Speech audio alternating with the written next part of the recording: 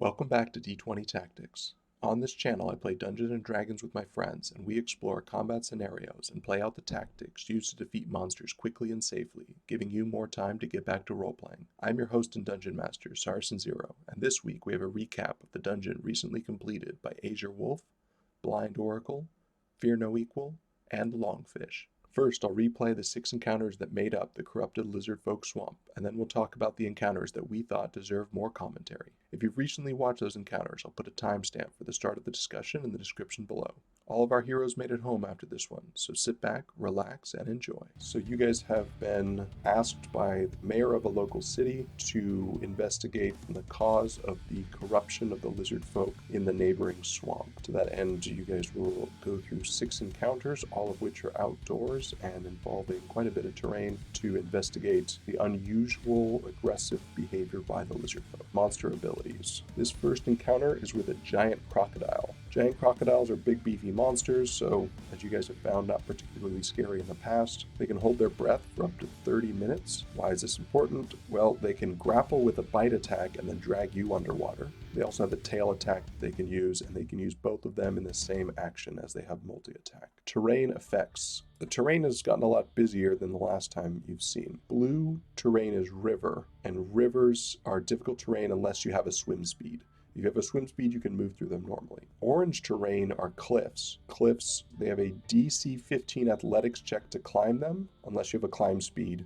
There are some vines as well. The vines have a DC 10 to climb those, so they're a little bit easier to climb. Otherwise, there's a bunch of terrain. There's a tree in the middle that is an acrobatics check to run across at full speed. Otherwise, you move at half speed with no acrobatics check. It's DC 10 acrobatics check to run across the log. And then there's some shrubs and trees that just cause the usual amount of difficult terrain. That's our terrain layer. And tactics. Big scary monster in the water. What are you guys thinking? Quick question. He is visible, is he not? He is visible. Yeah, everyone's aware of everybody else. Suss him up onto the bank and pound on him. Accurate. Yeah, I guess we just choke point him at the tree. I don't think we need to choke point him so much as just stand in front of him and not let him get at the squishies. Yeah. All right. That seems like pretty straightforward tactics. If that's all you guys have, I guess we're going to go ahead and roll for initiative. Who has above a 20? The rogue does. 20 flat. Who has between a 15 and a 20? 19 on the owl. 18 on the fighter. Who has between a 15 and a 10? I got a 14 for the croc. 12 for the wizard. I have a 4.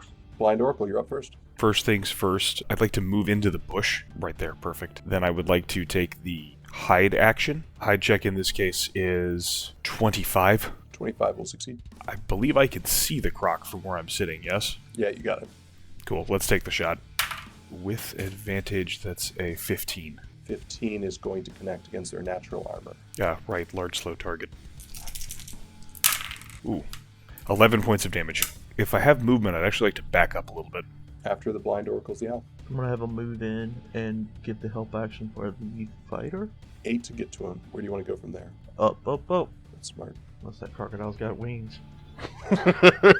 After the owl is the fear. Step forward 10 feet, and then I will ready an action to strike the crocodile if it comes within range. After that is the croc. Croc has a movement speed of 30.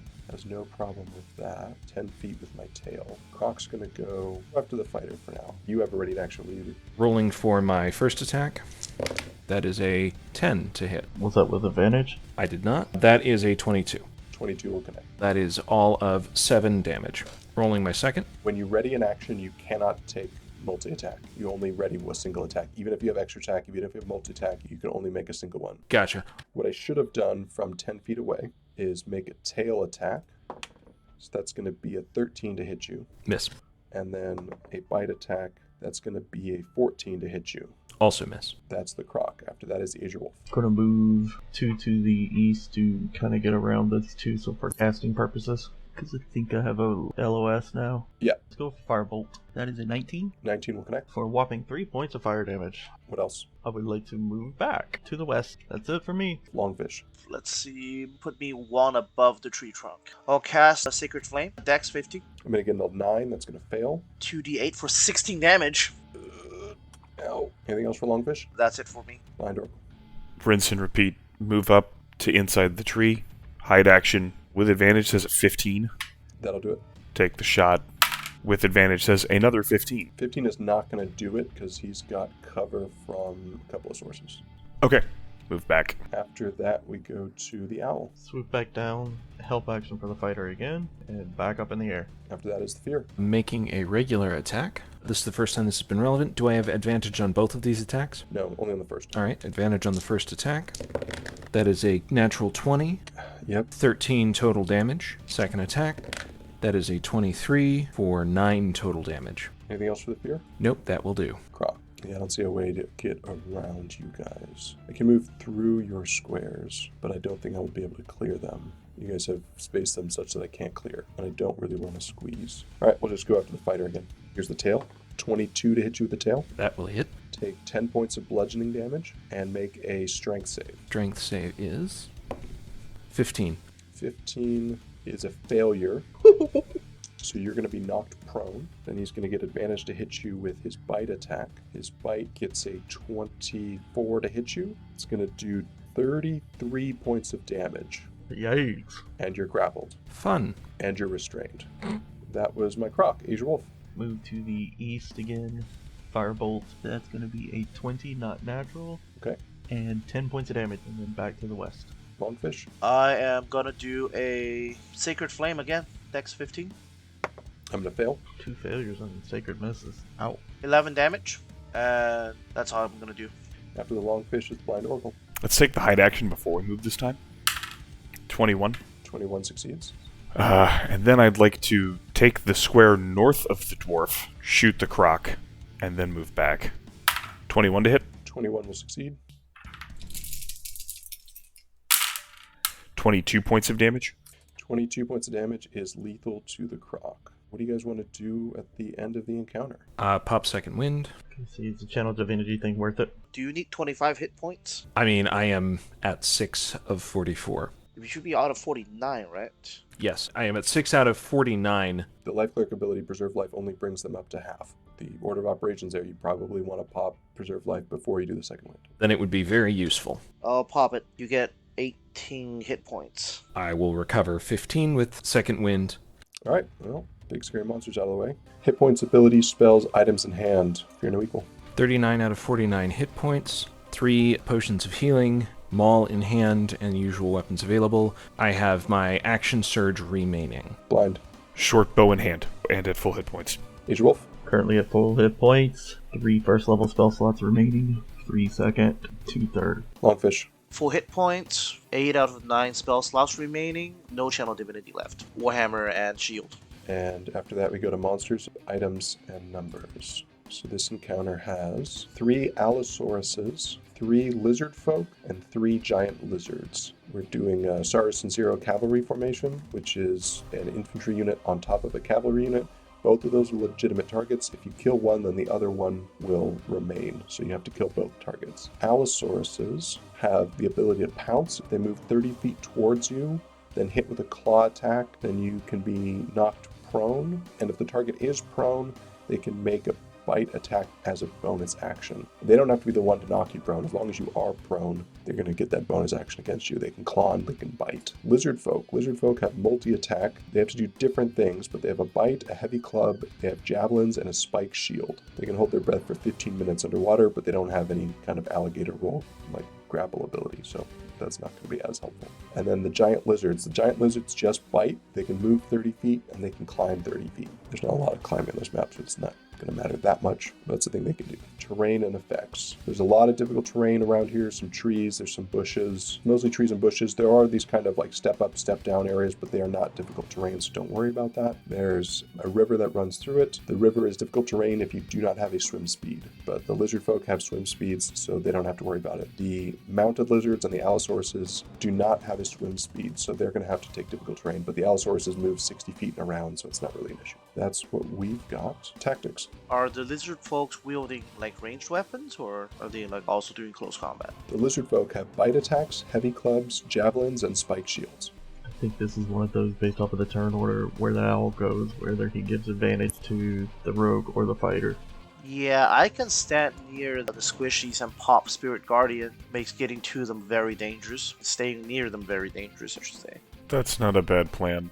Like, I don't think we can choke point these many fast. Targeting priority, I think, should be lizard folk first. The allosaurs are very meaty, so we can take them down faster, and the lizards themselves don't do a ton of damage. So we don't need to, like, prioritize them, but the lizard folk can be taken down relatively rapidly compared to their damage. Kill the riders. All right, any other thoughts? In that case, let's go ahead and roll initiative. Who has higher than a 20? Anybody have between a 15 and a 20? Fighter with 18. 15 wizard. Who has between a 15 and a 10? 11 owl. Cleric has a 10. Who has between a 10 and a 5? Rogue is a 9. Allosauruses have a 7. Fear no equal, you're up first. Can I see the terrain again, please? There's some difficult terrain. Yeah, there it is. Not enough to impede them, just enough to impede me. Giant lizards move 30 feet. They're actually a little slow. I think I will just step out to the south and east and then dodge. Southeast and dodge. Okay, AzureWolf. Well, let's target that first rider then. Get to where I can see him. Firebolt's coming up. That is a 23. 23 will connect. 5 points of damage. And let's get some distance by backing up a couple of squares. After the AzureWolf is the owl. Gonna move in and assist Rogue with the rider. LongFish. Move me right 1 and then diagonal southeast down 1. Spirit Guardian's what, 15 feet? Yeah, I'm gonna cast Spirit Guardian right there, nominating my 3 allies and the owl as friendlies. Do I need to do anything when you cast that, or is it just at the start of the turn? When the creature enters the area for the first time on a turn or starts his turn there. Anything else for your turn? That's it for me. BlindOracle. Move to 2 squares behind LongFish. Directly behind. Perfect. Take the shot on the rider. No bonus action, or you can save it. Saving it. That's a 21 to hit. For 19 damage on the rider. That is lethal. Bonus action hide. 28. After the BlindOracle is my turn. Okay, so I don't see... I think we're going to wind up taking the damage. Start over here, so go ahead and give me that damage. Wisdom save 15. Wisdom save 15, I will pass. So 10 damage, half to 5. I moved at least 30 feet straight towards you, and then I'm going to try to hit you with a claw. 13 to hit you against AzureWolf. Smith. I do not have multi-attack, so I don't get to do my other ability. Giant Lizard is going to go... We're going to try to crack this concentration. So he's going to move in. I'm going to fail the save. 14 damage. And make an attack. 10 to hit you. Nope. He cannot swim. He's going to go to there. He's going to dash. He's going to move to there, setting up an attack for next turn. This guy's going to go 6 into the water. He's going to dash to there. This guy's going to go and then dash. He's going to go there. That guy's going to dash to there. And the riders, this rider's going to throw a javelin. He's at disadvantage to hit the dwarf. The dwarf's also in cover from the other guy. That's going to be a 16 to hit you with a javelin. Nope. And then this guy's going to throw a javelin. He's going to get a 21 to hit you with a javelin. That will hit. He's going to do 3 points of piercing damage and get that beautiful, beautiful concentration save. 16 plus 3, 19 on the save. Yeah, that'll pass. All right, that's all my guys. Fear. Targeting the allosaur because I don't want to expose the mage to more damage. Attack number 1, 17 hits for 10 damage. Attack number 2, crit for 16 damage. Anything else? I can't stop these guys from getting behind me, so I'm just going to stay here. AzureWolf. I think the move is going to be Shock and Grasp. Yeah, let's Shock and Grasp. It is a 24. Hits. 7. I'd like to get away, but that's going to provoke an opportunity attack. You just hit him with the shock and grasp. Oh, that's right. Let's get away. After the AzureWolf is the owl. Let's get that Allosaur aggravated, assisted for the rogue again. I'm going to move in, over here look good? Yep. He can go 30 feet straight up, so he's probably fine. LongFish. I'm going to dodge. Call dodge. Hey, do you have a bonus action? Let's see. Bonus action. Spiritual weapon. Spirit Guardians with their spirit weapon. It's a lot of spirit. Where do you want the spiritual weapon to pop out? Can you pop it below the giant lizard? Absolutely, smart move. 11. And that is not going to do it. Alright. After the LongFish is the BlindOracle. They have 10-foot reach, don't they? I don't think so. Okay. For some reason I was thinking that the Allosaurus had 10. Cool. Pop out and shoot the Allosaurus. 24 to hit. Yep. 23 points of damage. 23 points of damage is lethal to that Allosaurus. Bonus action hide with an 18. Yep, that'll do. Anything else? Slide me 1 to the... No, leave me there. After the BlindOracle is Evil's turn. You didn't dodge, so we're going to jump on the fighter. Give me that damage. 16. He's going to fail and take it all, which is not happy, but it's a thing that he's going to do. Then he's going to attack the fighter. He's going to get a 14 to hit your fighter. Nope. And I don't think we need to proc, so we're not going to. Give me that damage. 13. He's going to fail. Another attack on the fighter. Nat 1. Alright, let's try... Oh, I can dash. I'm going to throw a javelin at the cleric. I just got to get lucky with these, I guess.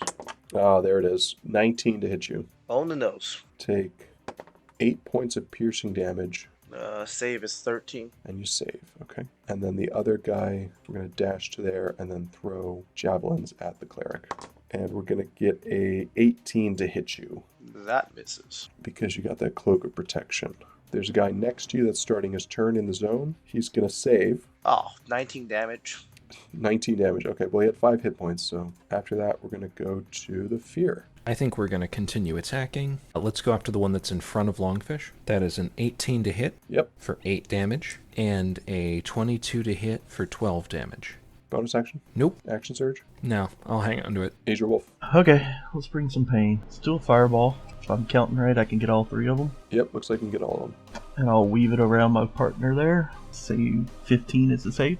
Give me some damage. 20. And Allosaurus West is going to pass. Allosaurus East is going to fail. Allosaurus East is dead. Rider South is going to pass. Mount South is going to fail. The Mount is going to die.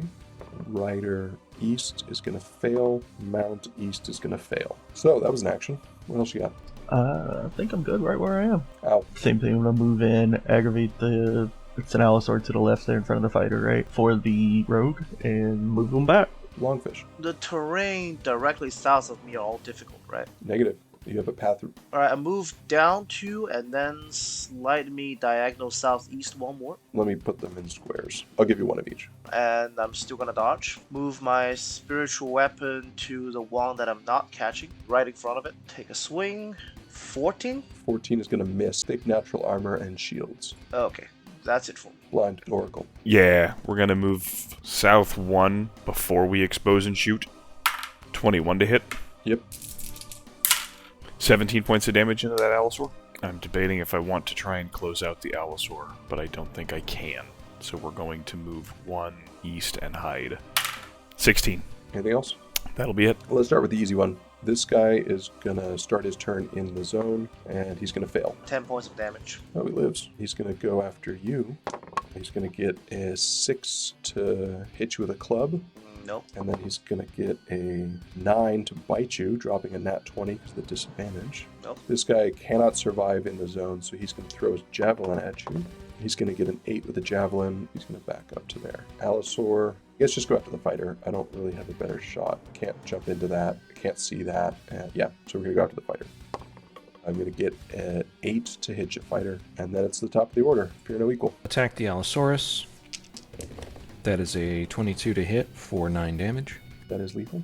Move up, attack the lizard folk with my action surge. You have extra attack? Right, so finish up with that then. That's a crit Of course it is. for 12 damage total. And you got 3 squares left if you want it. Move 3 squares to the right. Heck with it. Let's action surge and javelin this last dude. He's at disadvantage. He's at long range. You still want it? I mean, why not? You could dash to him. Yeah, but then I can't hit him, so. And I probably can't get to him with the river. That is a 20 to hit Yeah, for 8 damage. lethal. He drops. Smart move. I just got bored with this and just started to rampage and murder thing. Like you do. That's the most I've seen disadvantaged javelins hit. Anticipate those. End of the second counter. Any spells that you want to cast, fear no equal. Do you want to spend any hit dice? Yes. Rolling 1 and getting 9 points, putting me at 48 of 49. AzureWolf, do you want to spend any hit dice? No. LongFish, do you want to spend any hit dice? Yes. Rolling 2, got a 4 and 3, so I got 6 and 5. 11 points back total? BlindOracle, you want to spend any hit dice? No. Hit points, abilities, spells, items in hand, fear no equal. 48 out of 49 hit points, maul in hand, 3 potions of healing available, second wind, and action surge both available. BlindOracle. Short bow in hand. No temporary resources expended.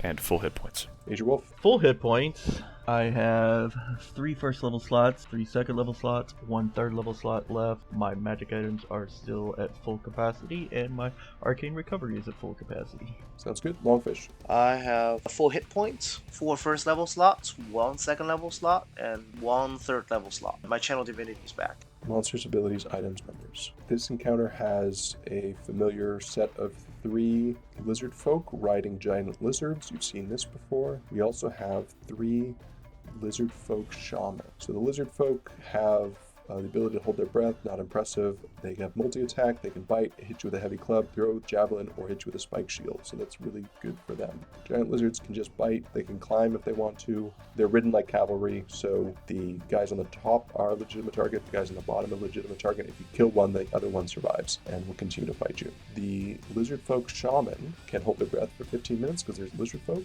They can cast spells. They have a couple of different spells. They have cantrips, first level spells, second level spells, and third level spells. They have multi-attack, just like regular lizard folk do. They have bites and they have claws. These guys can polymorph into a crocodile for up to 1 hour. Should that encounter last that long, it can then revert as a bonus action if it wants to. Terrain and effects. You are out of the river, at least one of the rivers. There's a bunch of trees around here, some larger trees, and the difficult terrain that comes along with that. Here there are a number of cliffs. There's also bridges over them. DC 15 athletics checks to climb the rocks, plus the normal climb speed reduction unless you are a halfling thief rogue. These are 20-foot drops, so if you fall off one, you're taking 2d6 points of falling damage, but then you're going to be at the bottom of the ravine. That's what the terrain looks like. Tactics. What are you guys thinking for tactics? Oof. Well, murder the mages first. Yeah, kill the caster. Yeah. Yeah, caster priority. Can't box them out. We could maybe push them back with a gust of wind into that ravine, right? Yeah, it looks like they have a path up, but it'll buy us time. Yeah. Is the broken bridge connected? No, the broken bridge is broken. Oh, okay. So, like, can they jump over it? It could be clear to the jump fairly short distance, and most people have the strength to jump over that. Oh, okay. Might have to throw the halfling. Not allowed to toss the dwarf, though. Second story work, I can make that jump. Weirdest ability in the whole game. Yeah, I guess if we go fast enough, we'd blast 2 of them down the ravine. Could certainly try, yeah. As for a spot to hide, well, either here or maybe the south is the way to go. They have climb speeds, so important to note, in the event that we dump the lizard in the pit, they'll just climb up and get to us no matter where we dump them. But the lizard men and the casters, I don't think they can make that climb. So yeah, south seems reasonable. It's gonna come down to initiative, baby. Always does. Any other thoughts before we roll that initiative? I think that's it, right? Go ahead and roll those initiative dice. Oh, I think we might have got it. Who has higher than a 20? 21 on the wizard. Who has between a 20 and a 15? 19 on the rogue. 18 on the clerk. 17 on the owl. Oh, you might have pulled this off. 15 on the lizard folk. And what do you got for me, Fear? 7. All right, AzureWolf, you're up first. So I'm gonna step up, push them as far back as I can off that cliff. Now there's a line of air that's blowing along there. 4 squares there. You want 2 squares back? Yes, please. BlindOracle. The wind wall makes it difficult for me to shoot the arrow through, yes? No, it's just a movement thing. No? Okay, gotcha. That's still a really hard shot. Alright, action is going to be to use the Dust of Disappearance. Dust of Disappearance functions as the invisibility spell. Myself and each creature and object within 10 feet of me becomes invisible for 2d4 minutes. If a creature affected by the dust attacks or casts a spell, the invisibility ends for that creature. 10 feet should be the whole team. Looks like. Excellent. Everyone gets this for 4 minutes. I would like to move into the bush on the diagonal. Yep. And that takes all of my movement. Bonus action to hide with a 23. After that, we go to the LongFish. You're invisible. Yeah, I'm gonna try to move south as well. Actually, I'm gonna dash around so I stand like 1 space to the southeast of the rogue. Bonus action, you good. I'm good. Ow. I would like to move him to the south. Yeah, that's gonna be it for him. All right, Evil's turn. We're going to get out of this wind. Started their turn, they gotta make the save. Mount's going to pass. It's just difficult terrain, right? 2 for 1, yeah. Well, we're going to get out of the wind. So we're going to go here, ready in action, throw a javelin if somebody appears. We're going to go behind this guy. Ready action, produce flame if somebody appears within 30 feet. We're going to move to there. The rider is going to ready action javelin. Shaman is going to move to here and ready action produce flame. This guy is going to move to here and ready action a javelin. This guy's going to move to here, ready action produce flame. That's me. Fear. I will move up to join the group, and then I'll dash around the south side, and that's as far as I can go. AzureWolf, what do you got? Let's move up one and towards the two things just to see if we can push them. Take advantage of this invisibility. And then I think the moves he called dodge. Is that going to crack open his invisibility or no?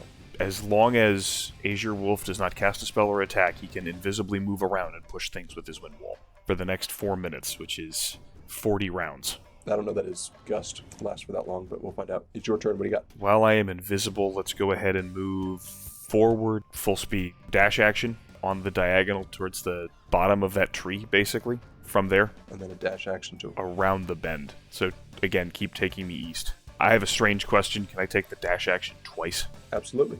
Perfect. Dash me into those bushes in front of me. LongFish. Move me straight to the east as far as I can go. You're just going to eat the difficult terrain. You got it. You know what? Just dash me across to the other side. Alright, yep. That's me. Ow. I'm gonna move him towards the rogue and basically just kind of keep him there for a moment. My turn. What do I have to do at the start of my turn? Strength save DC 13. Shaman. Shaman's going to fail and go 15 feet backward. Shaman's going to take 7. The shaman is going to stand up from prone. That's for 15. And then dash. And this guy's going to fail. Move to there. And then keep away from that edge. Let's get away from the wind. And ready action to throw a javelin if anybody appears. He's going to move forward. Ready action to throw a javelin if anybody appears. This guy is going to move over there. Produce flame if anybody appears. These guys are going to remain where they're at. This guy's going to ready an action to throw a javelin if someone appears. This guy's going to ready an action to produce flame if somebody appears. Fear. Circle me up to the north and the east. I'm going to move further north to get near that shaman. Don't knock me off the cliff, yo. AzureWolf. Okay, that changed where I was gonna go. Let's get to where I can get that rider again. To the south there. Dodging. BlindOracle. We're going to follow the fighter. Dash. We'll take the hide action where we're standing. You'll hide behind the fighter. I mean, I'm invisible. I can hide anywhere. You're 100% right. 29. That's probably hidden. I mean, could be right, could be wrong. That's my turn. That's a move, a standard, and a bonus. LongFish. You should attack. Attack? Yes. If not at this round, then on the next one. You've got to be the guy that kicks it all off, because you've got the best defense. You don't have to do it now, though. In fact, probably on the next turn. But whoever does is going to get pin-cushioned and set on fire. The best way for him to do this is going to be for him to kick Spiritual Weapon to trigger breaking the invisibility, and then call dodge. Probably the other way around, dodge and then spiritual weapon, but yeah, that's right. Good thought. Can you put me into one of the bushes?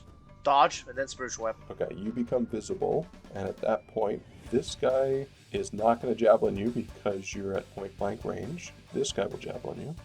This guy fails. This guy's not going to because you're at range. This guy can't because you're at range. This guy can hit you though. You can certainly try. 19 to hit you with a produced flame. That will hit. Takes 7 points of fire damage. So now you have a spiritual weapon. Let me go find you a warhammer. I'm gonna hit the guy that just produced flame me. 22 to hit. 22 will connect. 8 damage. After LongFish is the owl. Let's move him to that shaman to aggravate him for the rogue. BlindOracle, is that going to trigger the becoming visible? Does aid another count as an attack? It's not an attack, it's a help action. No. If we are going strictly by what I am reading, the answer is no. You're an invisible helper. Sounds good. This has to count as an attack. Probably not. This is... Amazing. I don't know that it's good because it's a consumable magic item to give me advantage on a single attack, right? Like, there's a lot of other ways to do that. It's nice. It's helpful. I don't think it's game breaking. It's just kind of cool in this gimmick. That was the owl. After the owl is all of my turns. Okay, you're the only person visible, so we're going to start off with a good old-fashioned Mob scene. heat metal. Ooh, that's a good one. I'm going to choose a manufactured metal object such as your armor. I cause it to glow red. Any creature in physical contact with it will take 2d8 fire damage when I cast the spell. Go ahead and take 14 points of fire. No need to take a constitution save because you can't drop it, so you have disadvantage on attack rolls and ability checks until the start of your next turn. He's going to move to get away from you. This guy is going to cast Entangle, so he has to move to a spot to get there. We'll put it, I don't want it on the allies, but I want it close to you. Creatures in the area when you cast a spell make a strength save, DC 12. Go ahead and make a strength save, LongFish. Versus restrained, you can spend an action to make another strength save on your turn. 18. You succeed. I've got my other shaman. The shaman is going to conjure. Ooh, what's he conjuring? Shaman is going to conjure a pterodon. Fun. They're CR 1/4, so we can conjure 8 of them. These guys are all sufficiently high up in the air. It's a good thing the owl's invisible. Giant lizard has got a bite attack. You're dodging, so that misses with a 14. The guy on top has a club and a spiked shield. He's going to get a 18 to miss you, and the spiked shield's going to get a 12 will miss you, and he's good there. This guy's going to move into it. There's no problem moving into it, so he's just going to do that. He's going to make his giant lizard attack. 12 is going to miss you. He's going to make his club attack. 16 will miss you, and he'll make his shield bash attack. 19 to hit. No hit. I'm going to get a 7 points of piercing damage. This guy is going to ready action to attack with a javelin if anybody gets close. That's all of my guys' fear. Tactical reassessment. I think we still take those shamans down, but I think we have to split up to do it. Yeah, unfortunately. I'm going to go after Heat Metal, and we'll try and break concentration on these 3 spells. So I'll go after Heat Metal. Rogue, if you can go after either Entangle or Conjure Animals. Yeah, I think I want to go after Conjuring. On the other hand, that's the tougher shot, and, you won't get it more than once, so totally your call. I was going to say, I could probably Magic Missile to break this, but that's going to take me out of invisibility. Yeah, but, that's the time we're at. Yep, and I think that's the play is for me to do that. Yeah, we really need to get those pterodons out. I will run to Heat Metal Shaman, and let's get me behind him, and then we will open up from here. I have advantage because I am invisible. Oh, goodness. That is a 13 to hit. That's going to hit a lizard shaman. And so that's 10 damage. Passes the concentration save. And I do not have advantage on my second attack. Correct. 18 to hit for 12 damage. Lethal. Heat metal is no longer active. Pterodons. Pterodons are going to pull an owl maneuver. Go over here, give the help action to help this warrior and give them advantage on their attacks against you. And then once they're done, they're going to move 20 feet up into the air. This pterodon's going to fly over here, give the help action for this lizard. The other 2 are going to sacrifice themselves. He's going to sit there and dodge. This guy is going to sit here and dodge. This guy's going to move here and help to give this lizard advantage to hit you, and then move 20 feet up. This guy's going to go here, give the rider the help action, and then move 20 feet up. This guy's going to go here, give this lizard the help action, and move 20 feet up. This guy's going to go here and give this rider the help action and go 20 feet up. That's all of my pterodons. After the pterodons is the AzureWolf. Okay, I think we try to break these conjure animals. Magic Missile is the plan. And I'm upcasting it at a level 2. That is 4 on the nose. 4 on the nose, okay. So that's going to be 16 points of damage and 4 concentration saves. He's going to fail 2 of them. That's all my pterodons. Bye-bye. Definitely putting dodge back up. Oh, I can't put dodge back up, but I'm going to move back and trying to position myself where I can move the shaman just to kind of get him closer to the party. After the AzureWolf is the BlindOracle. Yeah, trying to figure out the best way to get over there and shoot the shaman that's holding the entangle up. I don't think the entangle's that relevant. No? It's not mobile. We can get out of it and then just ignore it. Alright, then I'm just going to shoot the shaman that's in front of the wizard at that point. That is the one entangling. Oh, well, okay. Doesn't matter then. You should be focus firing, right? Shoot the other one, not the one with the entangle. My concern with doing that is there's nowhere safe for me to go afterward. I will be exposed with no ability to hide, and I will just get run down. That's my concern. Just dash to me. Actually, you can't dash to me. Run south. You can move first and then shoot. We could do that. Alright. Yeah, we'll do that. We'll move on the diagonal to the fighter. Shoot, then dash. A 21 to hit? Certainly. 18. 18 is lethal. And then dash behind the fighter. LongFish. Action dodge. Bonus action move the spiritual weapon against the rider. 23 23 will connect. for 10 points of damage total. That's me. Action bonus action. After that, we go to the owl. I'm going to assist the shaman with the rogue. Invisible flies away or up or whatever. Is that for me? It's an invisible. My turn. The best part is you got him to read it. That one was not worth putting into the tape. I think it was. I like them. So these guys are going to dogpile you because, of course, they are. Giant lizard has an 18 to hit you. The rider's going to attack with a heavy club. 22. I will hit. Take 3 points of bludgeoning. Then he's going to hit you with a shield for a 19 to hit. I will hit. Take 4 points of piercing. The other guy's going to do the same thing. Oh, the giant lizard gets a crit. Take 10 points of piercing. I'm down. Okay, then this guy's going to move to the wizard. That's as far as we're going to get. So then the rider's going to throw at the wizard. I got a 19 to hit you with a javelin. Take 4 points of piercing damage from the javelin. You concentrating on anything? Yes, I am. That is a 17. 17 will pass. Shaman, the only shaman left. You're not carrying anything metal, so we're not going to bother with that. Did I miss it, or did you make the strength save to start in the wind gust? I fail it. Not really worried about you moving.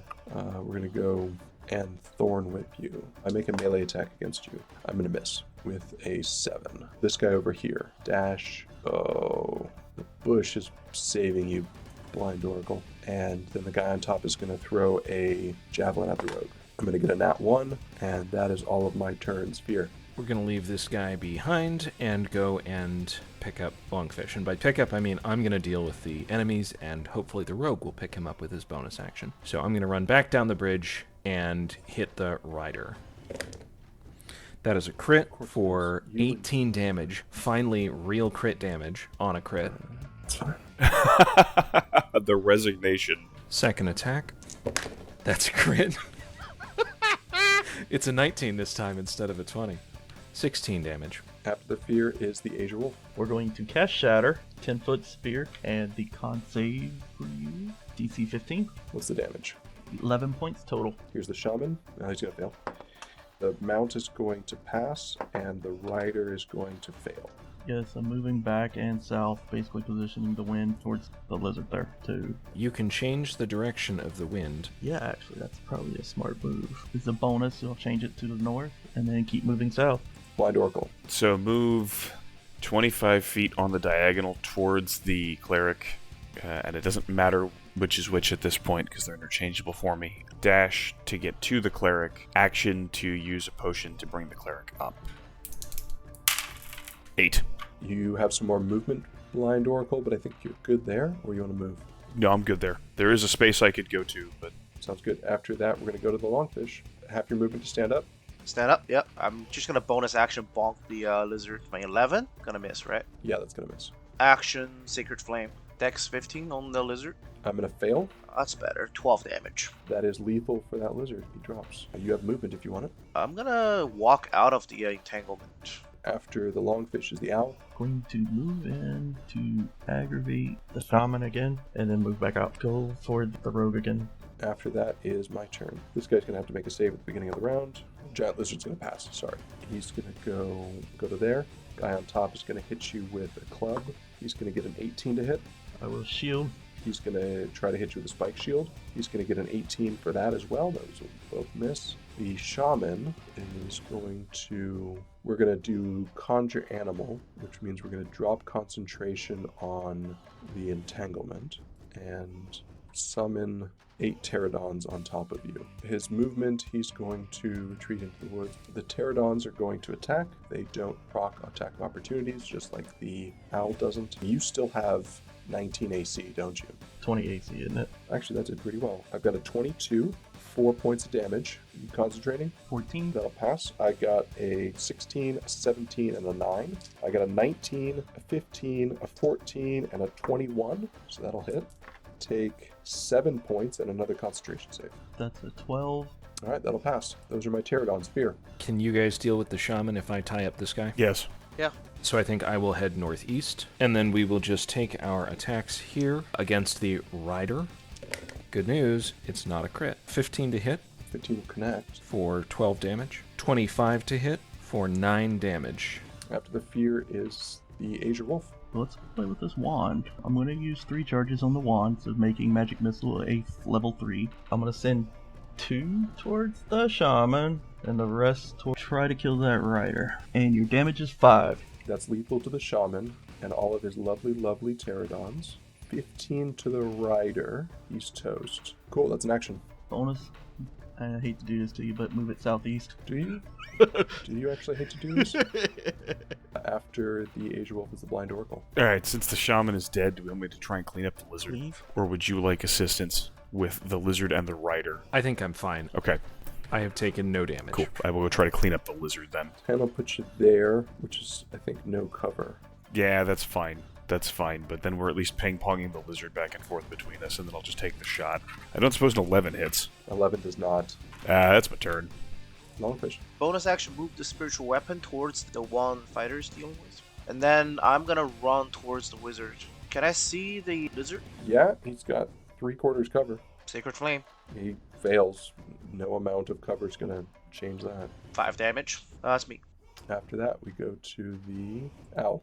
Aggravate this lizard for the rogue and bye-bye owl. My turn. This guy's going to do the quite obvious hitting you. The lizard's going to try to knock you down. Go ahead and make an athletics or acrobatics check at your option. Athletics check for 20. I got a 6, so you're going to pass. And the guy on the top is just going to try to hit you. Nat 1 on the club and a 14 on the shield, so slightly better. This mount makes a save at the start of the turn.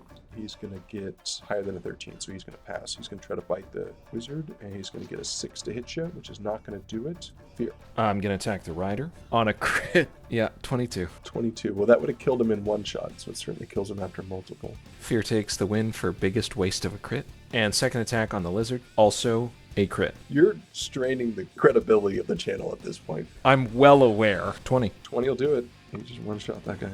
Look, when there's not a lot of killing left to do, I get really excited and murder everything. And then I will run towards the party. After the fear is the AzureWolf. Shocking grasp, and here comes the roll. 27, actually. That's a nat 20. 15? 15 points of damage. That is lethal. Any spells or abilities or items that you guys want to use? I'm gonna chuck another health potion. Actually, is anyone below half? I am by 1. I'll get you 1 health back, and then I will get 13 back. Then I'm gonna chuck a healing potion. Let me know what you get. 10. Hit points, abilities, spells, items, and hands, starting with Fear No Equal. In hand, a maul. Items, I have 3 healing potions available. I have Second Wind and Action Surge still available, and I still have a Potion of Growth and a Ring of Jumping that I are not using. 48 out of 49 hit points. Thank you very much. BlindOracle. So we are holding the short bow. I have used my potion of healing, and I am at full hit points. LongFish. I'm at 31 out of 43 hit points. I have 4 first level spells and 1 third level spell slot left. No channel divinity. And AzureWolf. I have 18 hit points left. I have 4 slots left on the Wand of Magic Missiles. I have 2 first level slots, 2 second level slots, 1 third level slot. Monsters, abilities, items, and numbers. In this encounter, the lizard folk have tamed and raised 2 black dragon wormlings that will follow their commands and fight for them. There are 2 of them in this encounter. The black dragons have acid breath. They're amphibious, so they can breathe water forever. They have bites, which you're probably not too worried about. And they can also fly for 60 feet. There are 4 lizard folk warriors. The lizard folk themselves can hold their breath in case that matters. They can bite, hit you with a heavy club. They have javelins, and they have spike shields. And then there is a shaman that is mounted on a giant lizard. The lizard folk shaman is the same one you fought last time. They have druid spells, they have bites and claws, and they can change into crocodiles if they so choose. The giant lizard can just bite. After that, we go to the terrain and the effects. There is a lot of dangerous terrain, so the drops here are 20 feet per level. There's a level here, and then there's a level here. So it's 20 feet per level. It goes either 20 or 40 feet, depending on where you get pushed off. That's the thing to be aware of. There's a number of pillars. They are marked as impassable terrain, but that's not strictly true. If you could fly or somehow climb to the top, then you can stand on top of them. They are 10 feet tall, so you have to find a way to get up there. It is a DC 15 athletics check to climb the rocks. Probably don't want to get knocked down into those holes. After that, we go to tactics. What are you guys thinking for the tactics here?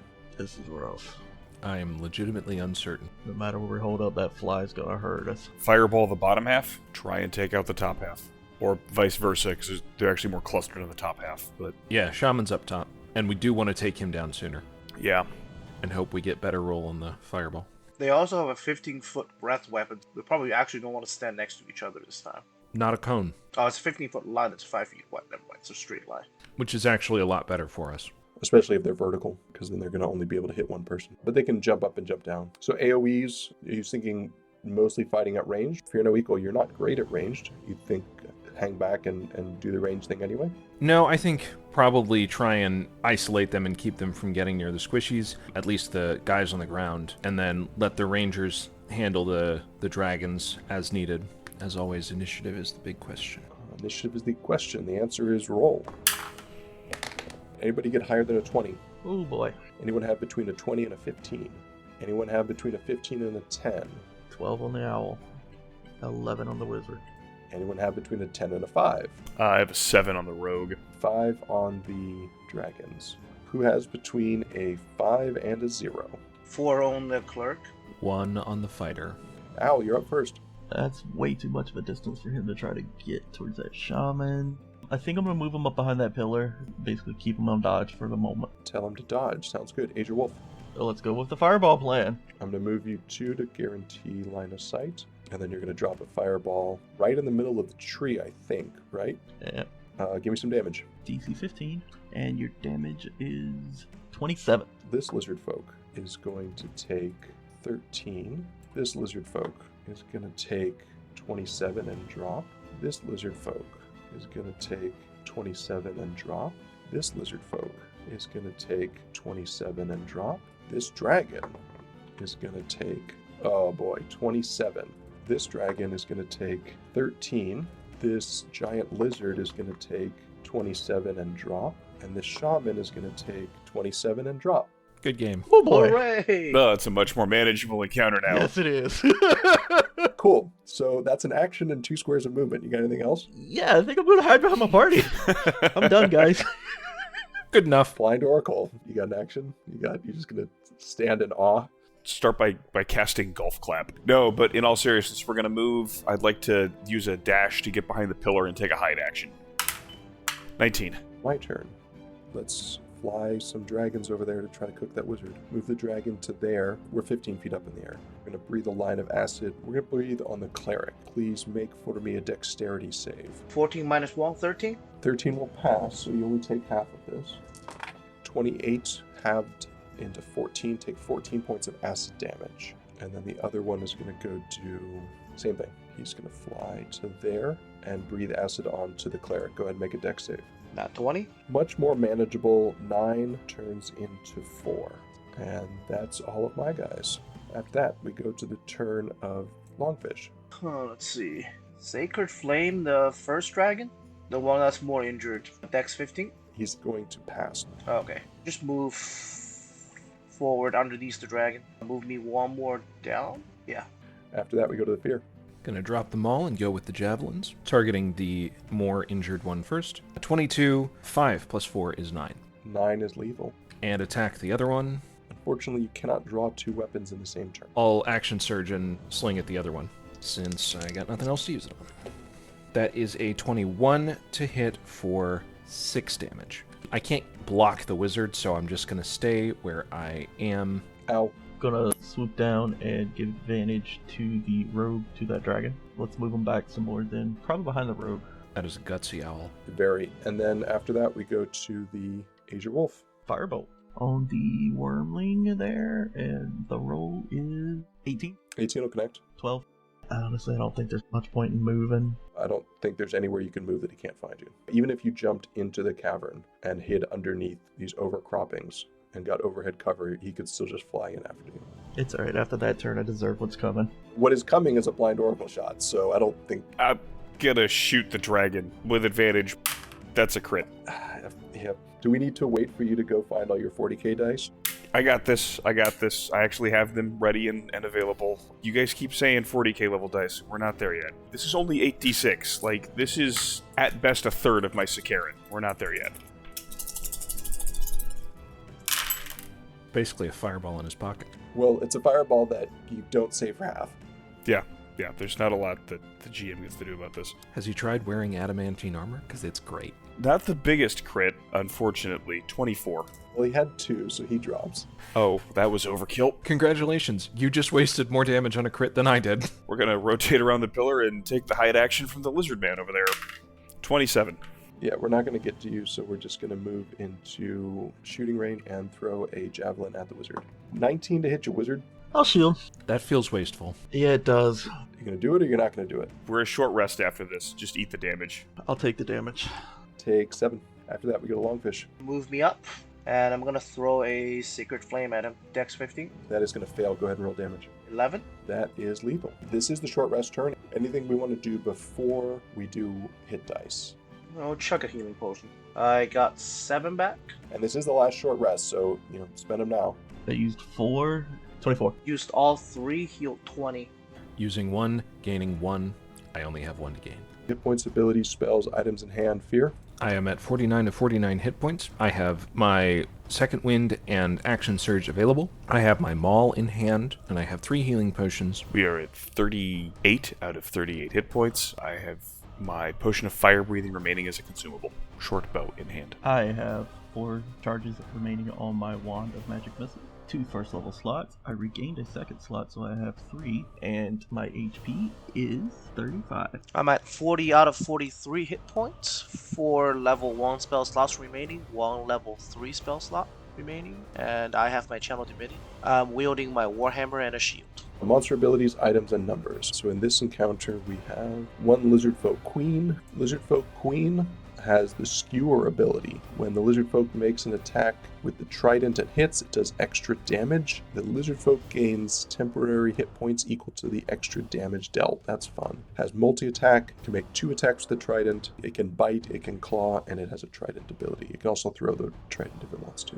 1 Shaman. The Lizard Folk Shaman have a number of druid spells. They can hold their breath, and they have multi-attack as well. They can also change shape into a crocodile if they want to. 1 giant lizard. Giant lizards are the things that they ride. Giant lizards have a bite attack, and otherwise kind of been a pushover for you guys. 2 regular lizard folk. Lizard folk are the lizard folk you know and love. They can hold their breath for 15 minutes. They have multi-attack. They can bite. They have a heavy club. They have a javelin. They have a spike shield. After that, we're going to go on to the terrain layer. A lot of water here. So the water is difficult terrain unless you have a swimming speed. There are a bunch of trees with foliage around them that causes difficult terrain. There's some areas that you can climb up. It's a DC 15 athletics check to climb the rocks, plus the normal climb speed reduction unless you have a certain rogue ability. Let's talk about some of the maneuvering here. There's a path that leads up along here, through here, along this large route over here, across this that is lined with a fence, down that route, and over onto this platform here. There's a fence around this platform, there's a fence around that platform. The fences are 20 feet up, so that'll give you an idea of how much climbing you have to do if you want to climb over those. This is 10 feet up, but these areas are 20 feet up. There's climbing to be done over there, climbing to be done over there. Otherwise, there's some impassable terrain where the trees are. That's the terrain layer. After that, we go to tactics. What are you guys thinking for tactics? I think for me, probably hiding somewhere towards the east there. Maybe getting out of the range, but shooting from here. We definitely want to mob that queen, I think. Chunk her so that she can't skewer more than once. But yeah, we also got to get rid of that caster. Which one's the priority, the queen or the caster? The caster. Caster until the queen is in range. Yeah, I think I'm gonna throw a guiding bolt at the caster, see if we can give somebody an advantage. I'm probably going to turn the small rock in front of us into my sniper's nest and work from range from there. Yeah, that's kind of what I'm looking at. I don't have a lot in terms of ranged options, so I'm probably going to try and keep that melee group from coming at you. Well, do you want my Wand of Magic Missiles? Sure, that'll let me use it while you keep doing your thing. Yep, you'll have 4 charges. You can use up a charge to upcast it. Don't go past 6 because you have a chance of breaking. Any other thoughts, or should we roll initiative? Initiative it is. Ooh! Oh boy, there it is. Anybody have higher than a 20? 21 on the wizard. Anyone have between a 15 and a 20? 20 on the owl. 18 for the lizards. Who has between a 10 and a 15? 12 on the cleric. Who has between a 10 and a 5? 8 for the rogue. And 6 on the fighter. AzureWolf, kick us off. Alright, let's move up to where I can see that shaman and cast a firebolt. And that's a 13. Not going to do it with the cover. I didn't think it was. Ow. Yeah, let's try it. Let's aggravate him for the rogue and then duck down. After that is my turn. So the shaman, I think, is going to... You haven't hit him yet. Oh, we'll just summon pterodons. Let's get silly with this. Their initiative is higher than mine, so they're going to go after everybody else does. My action And we're going to move away. After that, we're going to go to this lizard. He cannot swim. He's going to go there. This guy can swim. He's going to go to there. He's out of range for a javelin, so he's going to take the shot at disadvantage. We're going to throw at the fighter. It's going to be a 7 to hit you. Nope. This guy's going to come around. Ready action to hit anybody who comes on that bridge. And then the queen. She's going to move to here, and she's going to dodge. After me is the longfish. Is there a way for me to get line of sight on the shaman? The shaman is 20 feet up and 15 feet back. I don't see a way to get line of sight on him. Yeah, if that's the case, I'm just gonna go deal with the queen. Move me closer towards the lizard, and I am going to pop Spirit Guardian. Same thing, nominate all the allies that I can see. Can't see the owl, but that's fine. That's it for me. After the longfish is the BlindOracle. Wow, I'm going to take a ton of attacks of opportunity if I try and get out of here. Nope, they are all flying in the sky. Oh, okay. They are all up. Then I would like to move as far north as I can with my base action, and then up the cliff. Go ahead and make that athletics check. Gotcha. Oh, and it's an athletics check. It is. Uh, But if you fail it, you just don't go anywhere. nah, that's a waste of a turn then. It's not an action. It's just part of your movement. A free test at this point. Yeah, fair. And this is why rogues need strength. Yeah, that's a 9. Not going to do it, so you just don't have the extra movement. Take the hide action. 24.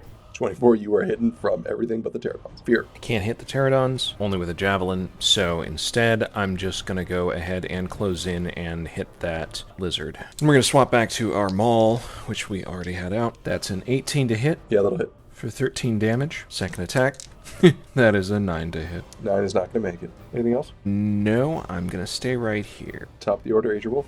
These things are all above me, and I can't see the shaman. I think the move is to move to the right and cast Shatter on the horde that's up in front of us. Can you hit the pterodons? It's probably not worth it, right? I don't think it's going to be worth it to take them out. Okay. DC 15, con, How much damage you taking? 17. Queen, she's going to fail. The lizard dies regardless of the save, and the lizard foe fails, so he's going to take the 17.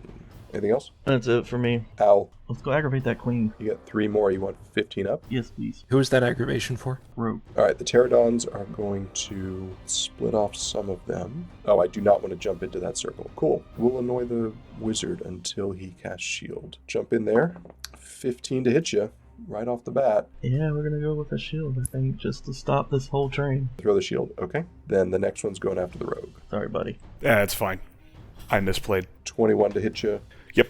Take 4 and then out. A 19 to hit you. Yep. 7 and then out. 12 to hit you No. and then out. 22 to hit you Yep. for 7 and then out. 16 to hit you Yep. for 5 and then out. 10 to hit you Nope.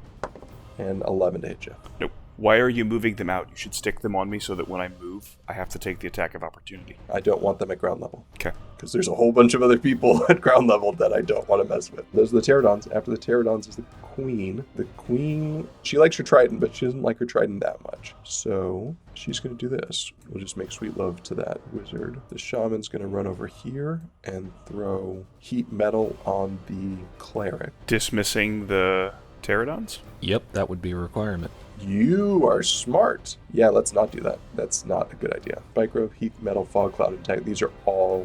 we're doing produce flame. Cool. Nope, that's concentration as well. It's a concentration cantrip. Called dodge. Can say you backed yourself in a hole. This guy starts in the sphere, so he's going to fail. Go ahead and roll damage. 15. He's gone. And then my remaining lizard, we're going to throw at the cleric. I'm going to get a 15 to hit your cleric. Nope. And then we're going to go 1 back. After that, we're going to go on to the longfish. Move me back diagonally southwest, and I am going to throw I'm actually going to call dodge. Call dodge. Smart. No bonus action. Bonus action healing word for the rogue. Yeah, let's do one just in case the queen wants to hit you. You get 11 hit points back. BlindOracle. I still have advantage. No, I have advantage against the caster. No, you have advantage against the queen. Sure, move to the other side of the cleric so that she's not getting cover and take the shot. 25. Certainly. 14. You got some movement and a bonus action. Let's see if we can get up the cliff again.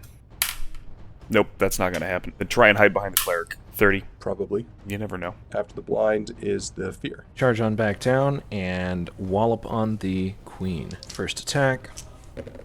It's a crit. You know the drill. Why is that the drill? Can we have a different drill? 18 damage on the first attack. Second is a 12. That's probably not going to do it, right? Right? Yeah, that's a miss. Action surge. 11. 11 to hit is a miss. And 19 19 will hit. for 11 damage. After the Fear No Equal, we turn to the AzureWolf. I was trying to see if the spear's like a column, but I don't think it is. So casting Shatter, is it going to be beneficial here? So I'm thinking Shock and Grass. It's an 18 plus 7, 25. Yeah, that'll probably hit. 4 points of damage. I'm going to move to the northeast there, but stay in the circle of death. After that is the Owl. Owl cannot come in the circle without taking damage. I'm going to aggravate the guy to the east just in case the queen dies early for the rogue. After the Owl is the Pterodon. So the Pterodons are going to go molest your Owl until it dies. 12 to hit it. I think that's right. Give me 1 second. Yes. Well, that's a turn. And if I go in there, I'm taking, was it 3d10? 3d8. That's my entire life total is 3d8. This is the part where you yell blood for the blood god and do it. But is that actually beneficial? The reason I dive in there is because if I lose all my Pterodons, I can just cast the spell again. 2 of you can see the rogue, so we're going to go after the rogue. Wisdom save, pass. First one is 13. Then I got a 6 to hit the rogue, and we're going to fly out. The next one on the rogue fails the charge in, so go ahead and give me some damage. 18. 18 is lethal. That Pterodon doesn't make it. This Pterodon, I think we're going to go for the wizard next. So give me some damage. 14. I will pass, so I'm going to take 7 on that guy. I get a 9 to hit the wizard, and we're going to fly out. This guy's going to go after the wizard. He's going to fail. 19. That's lethal. This guy's going to go after the wizard. 16. He failed, and that is lethal. Do it again. Fail that one. Give me some damage. 7. I like that answer. To try to hit that wizard. 13 to hit the wizard. This guy's going to go ahead and hit me. 15. 15. Come on, pass. Yeah, buddy. Go here. Use the help action to give advantage to the queen, and then fly out. That was my Pterodon's queen. Advantage to hit the fighter, so we're going to use it. Queen starts her turn inside the bubble of doom. Yeah. Give me some damage. 18. She's going to pass for 9. She's going to get a 17 to hit the fighter with her trident. That will hit. So we're going to get 1d6 from the trident, an additional 3d6 of life-draining energy. So we're going to heal up a little bit, deal up a little bit. Go ahead and take 16 points of piercing damage. She has multi-attack, so she's going to attack again with the trident. Of course she is. 16 to attack with the trident, but that's not going to make it. That's the queen. After the queen is the other guy. He's going to throw the wizard. 22 to hit the wizard. Yeah, it's going to hit. 7 points of piercing. Shaman's going to dodge because that's all the shaman needs to do. After that, we're going to go to the longfish. I'm gonna guiding bolt the queen. 17 to hit. Yep. 16 damage. 16 points of damage. That is lethal to the queen. What else? Move to your east. Move east. Yeah, see if you can circle the other guy. After that is the BlindOracle. Move northeast along the rock. Can I see the shaman from there? Yeah, let's take the shot at the guy on the cliff and then take the dash. I don't suppose a 14 is going to do it, is it? I don't think so. Dash into the ring, I imagine. Yeah, dash into the ring. It was, yeah.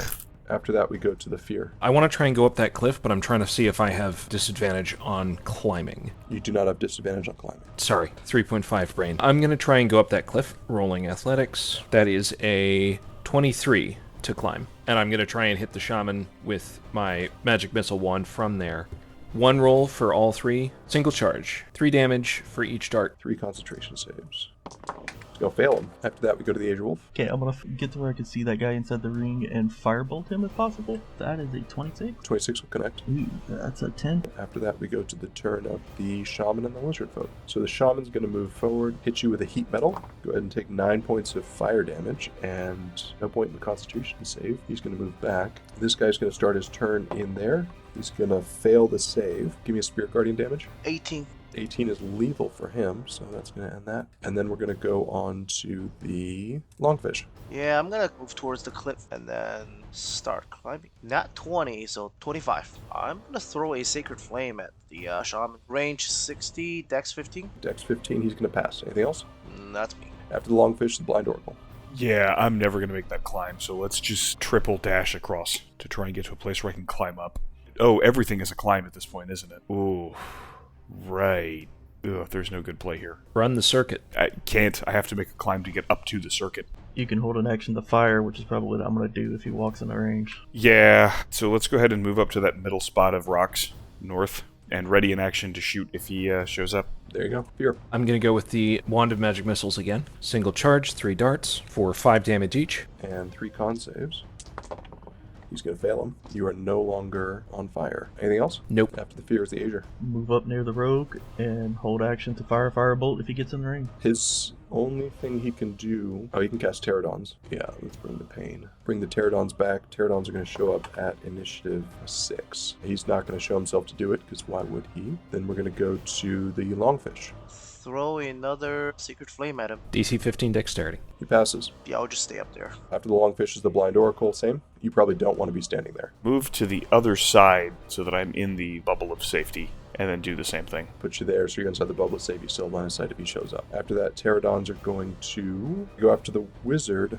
Spiritual Guardian damage, please. 16, Dead. Spiritual Guardian damage, please. 13, Passes. Wizard, 9 to hit you. And then out. Spiritual Guardian damage, please. 11, He will fail. And then go after the wizard. He'll get an 18 to hit you, wizard. What's your HP look like, rogue? It's okay. If you need me to start taking those, it's okay. Ow. No, shield and let me tank it. It's fine. Yeah, I'll shield it. Then that's a miss. This guy's going to go over here. Damage, please. 10, Okay, he'll take that. Rogue, that's a 12 to hit you. That'll miss. This guy's going to dive in. Damage, please. 12, He's going to survive. 7 to hit you, Rogue. Miss. Damage, please. 14, Lethal. This guy's going to fly in. Damage, please. 10, He's going to take half. And then the last one, he's going to dive down. Damage, please. 8, He's going to take half. Throws it at the Rogue for 14 Yeah, that'll miss. and flies away. And Shaman is going to step up. Let's do these in order. AzureWolf, you had prepped. Firebolt for, that's an 18. 18 will hit. 11. 11 is lethal, and that guy drops. Anything you guys want to do before the next encounter? This is not a short rest. I'll start. I'm popping Second Wind for 10 HP. Does anyone need a Channel Divinity to go back to half? Negative. No, I'm still over half. I'm going to pop a potion as well for 10. Hit points, abilities, spells, items in hand. Fear no equal. 44 out of 49 hit points. I am still carrying a Wand of Magic Missiles with 2 charges. I have 2 potions of healing. I do not have Action Surge available. I do not have Second Wind available.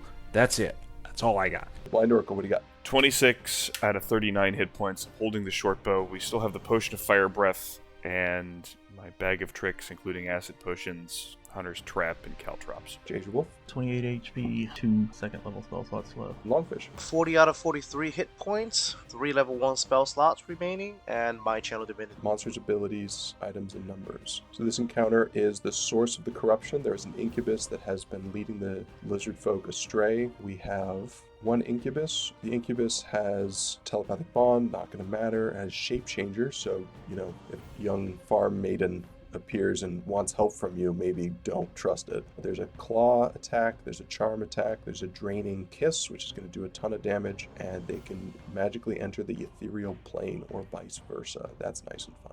1 shaman who you know and love. Lizard folk shaman have a bunch of druid spells. They have a bite attack, they have a claw attack, and they can change shape into a crocodile. 1 quasit that serves as the incubus's helper. The quasits also have shape chambers, so if a farm maid shaped like a centipede asks you guys for help, maybe don't trust it. They also have magic resistance, claws, scare. They can scare people, causing the frightened condition, which is not as scary as you think it is. They can also turn invisible, which is fun. And 2 lizard folk. Lizard folk do what lizard folk does. Lizard folk can hold breath, multi-attack. They can bite, they have a heavy club, they have a javelin, and they have a spike shield. Terrain. There's a river, and there's a bridge, and there's a bunch of cliffs. So the river, you can go all the way up if you want. It is difficult terrain, no checks required. If you have a swim speed, it is not difficult terrain. The bridge is a DC 10 acrobatics check or falling off. If you move at half speed, you can just avoid the acrobatics check. It's not super clear to me how we are crossing. Is that just difficult terrain to cross? The main bridge? Yep, it is difficult terrain. If you make an acrobatics check at DC 10, you can move at full speed. But if you attempt that and you fail, you will fall. The rocks are a DC 15 athletics check to climb them, plus the normal speed reduction. Tactics, what are you guys thinking? Nuke it hard and fast. The lizard guy is still a problem, but I think as long as we just keep him from concentrating, we can probably just ignore him. Yeah. But we just gotta pile on that incubus, because that charm is extremely deadly. Yeah. Alright, I guess I'll just chance my luck with throwing Guiding Bolt at it. It's 46 radiant damage. Anything else? Any other thoughts? I can cross that river, but if I'm like the only one who can do it at speed, I can just get out in front, but that's about all. The cleric is not going to be able to cross it as fast as I can. Do you guys think it's worth me trying to restrain it with web? Yes. Probably not worth the spell slot. You don't think so? I mean, we're dealing with something that magic is probably our best way of damaging it, Yeah. and restraint isn't going to prevent it from casting. True. Alrighty then, nukes it is. Go ahead and roll initiative. Oh, that's not too bad. Who has higher than a 20? Who has between a 20 and a 15? Fighter, 17. 16, wizard. Who has between a 15 and a 10? Rogue is a 10. Who has between a 10 and a 5? Incubus has a 9. Who has between a 5 and a 0? Cleric had a 4. Okay, I need interpretation on you. Nominally, jumping counts as part of your movement. Yeah, However, I'm going to jump for triple my normal jump distance. sure. Am I going to stop in midair, or am I going to finish the jump? Each foot you clear of the jump costs a foot of your movement, so you can't out-jump your movement. So I want to jump across the gap. So the gap goes from there to there, so it's 30 feet. But you can't spend more than 30 feet of movement, so you can't cover more than 30 feet of ground. So I cannot attempt the jump without having that much movement. Yes, just like you can't attempt to move 35 feet if you only have 30 feet of movement. Are you going to dash, Yes, I am going to dash then. jump to there, or you want to go further? That's fine. AzureWolf? Shatter? Sculpting around the fighter. If I drop it on the Quasit, If you drop it on the Quasit, you're going to drop it here. It'll hit the Quasit and the guy, but not the fighter. alright, works for me. DC 15. So the Incubus is going to fail for 14. Inky, what happened? And then the Quasit does have magic resistance, so it's going to fail the first one and fail the second one for 14. Is that going to nuke a Quasit? Oh, it is. That dude never had a chance. And what else you got? Yeah, I just want to move a little bit south, please. After that is the BlindOracle. Well, you miss 100% of the shots you don't take. Let's go ahead and move into the foliage, take the hide action, and try and snipe the Incubus. You got it? 21 to hide? Yeah, that'll probably hide. You know, you never know. And we roll a 20 to hit. 20 will definitely hit those rippling abs that he has for natural armor. Excellent. For 14 points. 14 points, unfortunately, is not going to be as effective as you hope, as he does resist mundane piercing damage. Yep. Anything else for the BlindOracle? No, that was a move, a bonus, and a standard. Then we're going to go on to the lizard folk, where the Incubus is going to try to charm the fighter. When humanoid the fiend can see within 30 feet, must make a wisdom save. 9. Thank you. You fail, so you are charmed. Shaman, he's going to come up here, and he's going to throw a spike growth underneath the lot of you. The area becomes difficult terrain for the duration. If you move within it, you take 1d4 piercing damage for every 5 feet you travel. Well, if we don't move, we'll be fine. Yep. We're going to move there and ready action to javelin anyone who gets within range. Ready action to javelin anybody who gets within range. That's everything I have. Longfish. Standing still, shooting a Guiding Bolt at an Incubus. 12 plus 7, 19. Yep. 14. After the longfish is the fear. I can't do anything. I'm charmed. Yep. Sorry about that. You can still move. Alright, then I'll just walk around and attack that guy. Hit on a 23 23 will certainly connect. for 16 damage. Concentration check. Oh, yeah, I could do that. I figured you're going to keep going. He passes. Second attack. 19 to hit Yep. for 9 damage. And passes concentration. Anything else? Let's see. AzureWolf. Without moving, can I land shatter on that rock, which will hit all three of those guys? Yeah, you can see through that. And if you can see through that, you can hit that spot. You can hit all 3 of them. Yes, I was going to hit the fighter just so you'd have a chance to break it, but Incubus is going to fail. Give me some damage. 13? Northern guy passes. He going to take the 6. And then the southern guy is going to fail. Anything else? No, that's my last big boy spell, guys. After the AzureWolf is the BlindOracle. So, bonus action to hide, then we're going to try and shoot the Incubus, unless anyone else thinks I should try and shoot Lizardmen. No, get rid of the Incubus. Well, the only thing I would say is, like, if you save that shot, I could get an advantage with my Guiding Bolt on him on the next shot. Didn't you Guiding Bolt him last turn? Oh, wait, it lasts until my next turn, right? Go for it. You don't even need to hide. It's already an advantage. Okay, so then we'll take the shot first, and then we'll hide afterward. 14. 14 is not going to hit those rippling granite hard abs. Bonus action to hide. 21. After the BlindOracle is my turn. The shaman doesn't like this. The shaman is unhappy with you. The shaman is going to drop a fog cloud because you guys aren't moving anyway. Then we're going to retreat. These guys are going to do the same thing and ready actions to throw at anybody who gets within short range. The Incubus is going to go into the ethereal plane. Oh boy. and do some movement. And after that, we're going to go to the LongFish. Sacred Flame, one of the more injured lizardmen. 14. That is lethal to the lizard folk. That's me. After the LongFish, we go to the Fear No Equal. Walk up behind the lizard man and push him off. Athletics. 13. 3, so he's going to fall into the river. AzureWolf. Hold action to fire a firebolt if anything pops up in my view. BlindOracle. Bonus action, fast hands, put down a hunting trap. Ready action, shoot the incubus if they should show up. Shaman is going to move into there. They're going to dodge. This guy's going to swim and throw at the cleric. 18 to hit your cleric. Nope. The incubus is going to reappear and make an attack against the... Ready actions. Oh, I screwed up. Yep, ready to actions. Go ahead and do that. It's an action to reappear, so he doesn't actually get to make an attack. AzureWolf, you got a ready to action. 18 on the firebolt. That'll hit. 8 points of damage. Not as effective as you maybe hoped. BlindOracle, you got a ready to action. Yeah, and unfortunately I have to use the bow, so this will be a disadvantage. 9's not going to do it. 9 is not going to hit those rippling abs. All I can do is show up on my turn, so that's not very helpful. LongFish, you're up. I am going to eat an Oppie and back up. 8 to hit you. Nope. I'm going to Guiding Blow to him. 26 to hit. Hits are on point tonight, by the way. 12 damage. Radiant. That's me. After that, we go to the Fear. Bonk the lizard man. 22 to hit for 12 damage. 17 to hit for 11 damage. 11 damage lethal. Dismiss jump. AzureWolf. Ray of Frost, I guess. You also have advantage on this. Oh yeah. That is an 18. 18 will connect. 9 Frost. 9 points of cold damage. Resist that. Oh, I only have 2 hit points left. I'm not going to resist it for long. Fear, you are no longer charmed. I wasn't charmed by you a lot longer ago than that. AzureWolf, anything else? You want to move? You going to hang out? Yeah, I'm gonna move up to the west of Cleric. BlindOracle. Move around my trap, and then take the dash action to get across the rocks. You going to roll the athletics check, or are you going to just go slow? It's acrobatics, right? And it's a DC 10, yeah? Yeah, I'll take the chance on that. 13. Dash again, I guess, into the fog cloud. Yep, perfect. The shaman is going to try to bite at that thing we can hear. Move up to there, 20 on the bite. Takes 7 points of piercing damage, and then the claw attack will get an 8. That's going to miss. LongFish. Move towards the rocks. Move at full speed and take the acrobatics. 14. Ready action, Sacred Flame. The shaman pops out and burn it. You absolutely got it. After that, we go to the Fear. Move into the fog and try and attack the shaman. 9. 9's going to miss. Second attack. That is a 16 16 will connect. for 11 damage. 11 points is lethal. That has expelled the corruption from the lizard folk swamp. Fiendish entities are dead, and the heroes are victorious. Same question as always. What was the hardest encounter? Fear, what are you thinking? Third.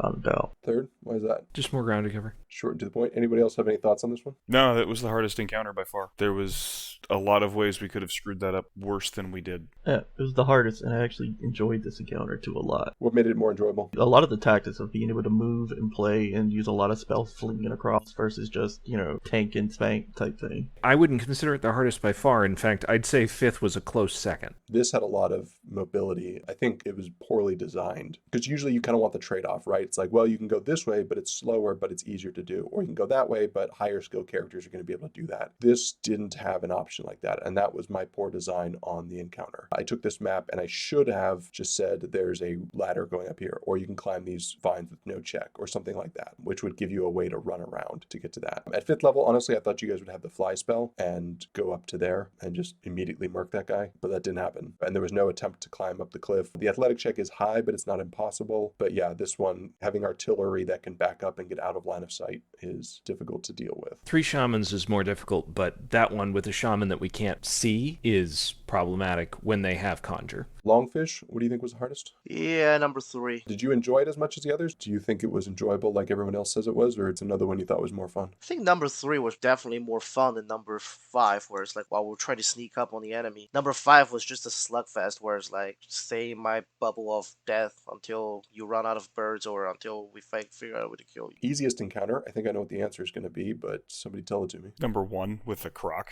Yeah. Okay, what was easier? Because this one, I think I did a lot of damage. Number 4 with the fireball. 4 with the fireball. Number 4 with the fireball. Highest CR here, I think, is 2. 27 hit points on the shamans. You can kill them with 1 fireball. 33 hit points on the dragons. You could potentially kill them with a fireball. You'd have to roll really high and they'd have to fail their save. You just wind up mortally wounding them. This one, I was like, oh, this is going to take a while. This is going to be really sketchy. This is going to be really scary. And then you guys just killed them immediately. That one came down to initiative. The first one, the tactic was block the croc. What do you think? Did that work effectively? Fighter, I think you took quite a bit of damage in this one. Yeah, but that's because, he does high single target damage. If I hadn't failed the save, then it would have been a pushover. I suppose that's true. Any other thoughts about this one, about the tactics you guys used, or no? No, I thought this one was pretty solid. Second one, tactics were target the riders first. What do you guys think about targeting the riders versus targeting the mounts? They don't actually have that much more mobility on the mounts, because the mounts can climb, but there wasn't a lot of climbing to be done here. It was the range is what we were trying to get off the field. Yeah. I thought it was the right call. We did divert from it a bit, but only when the allosaurs were close in and the other enemies weren't. So they were obviously the priority targets in terms of damage output. Generally, taking down the lizard men first was consistently the right move. The lizards themselves just don't do that much damage. Yeah, CR 1/4, they have a single bite attack, not a particularly high modifier to hit. They just don't do too much. We had a weird targeting priority moment in that fight. It was fine. It worked out just fine, but there was this weird targeting priority switch that was really hard for me to take advantage of as the rogue. And I just wanted to acknowledge that you don't always get the perfect shot, and then sometimes you got to take one anyway. So a lot of the time it's the owl that's calling out the priorities, right? Because it's the owl flies over and says, hey guys, I'm giving you advantage on this attack. To that point, who should the owl be helping at this point? Should still be the fighter. Because the fighter drops 2d6 plus 4. Is that right, fighter? Mm-hmm. 2d6 plus 4 on a plus 7 to hit. That's an average of, 11 damage? The wizard drops 11 damage, but it's ranged. The rogue can generate for himself. So I guess it's kind of 6 of one, half dozen the other for the wizard versus the fighter. Because I have double crits, I can take advantage slightly more. That's true. Having that larger space for crits means that I can double up those 2d6 more often. Yeah, definitely. The fighter's also got 2 attacks, right? So I know that it doesn't necessarily mean the fighter gets advantage on the second half, but the expected damage value there is a little bigger on the fighter than just saying 2d6 plus 4. The advantage is only to one of the attack. They are comparable to, say, the single wizard attack versus the single fighter attack, even though the fighter is getting the extra attack. This is like small edge cases, but because I have split attacks and the wizard does not, if my first is a kill, whether or not that's thanks to advantage or not, I can divide my damage among multiple targets. He's left with overkill. Yeah. It's the same expected value. You're not going to get overkill off of it. I think in this one, I went the rogue just because of the way the initiative order popped up with the owl, because the first one I went the fighter. That makes sense. I mean, that was also definitely part of it, is generally it seems like the owl gives it to whoever's going to get to take advantage of it most. There's no overkill because the wizard has, 2d8, 2d10 on Firebolt? 2d10, which is an average of 11, same as yours. Oh, okay. I see what you mean. It's the exact same damage. Yours actually has more overkill potential because of the crits. I mean, as a player, I'm like, yeah, give me more crits. I want more crits. I think it's going to feel better for the fighter to get it. But as far as the overkill is concerned, you're actually going to overkill more. But overkill isn't a problem. Well, no, but it's if I were rolling 2d10s and he were rolling 2d10s, but mine were on 2 targets, it would be significant. But because I'm getting the same average damage on a single attack that he is on his, and then I have a second one, it makes sense to throw it on me because I can then potentially go on to deal more damage later. I think you know this, but just to say it, overkill is only a problem if there's an opportunity